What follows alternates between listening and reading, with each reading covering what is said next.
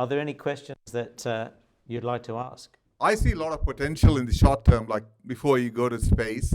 I think this technology will open up for, work in the, like smelters, for example, where there's a lot of areas where people need suits like this to protect themselves from the heat and also from the chemicals that are released, for example, lead smelting and, various metals like that, which have health effects on the humans.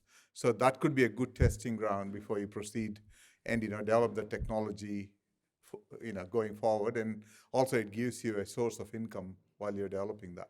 So do you think that is possible? Do you have any ideas like that? Because I can see applications for that now, right now. I think chemical, biological, radioactive, nuclear. I think CBRN is the phrase that they use for the abbreviation. There is a huge potential there for us to start building things for those extreme environments here. I think the architecture principles are the same.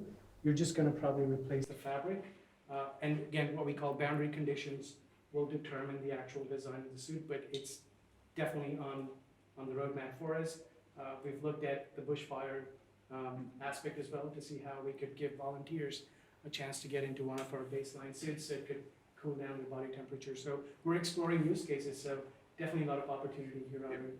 Because one of the key problems we had was to have a microphone, because people like to take their mask off or whatever when you're talking to the other people. So if you have a diaphragm of some sort in the suit, built into the suit, they don't have to open that and still communicate to the other person. That means that they can maintain their health well. And so that's one thing which you can do. And secondly, I'm sure your fabrics are fire retardant. So if you use fire retardant materials and maybe develop new ones, because the existing materials are not at that standard where it will give protection for more than a minute.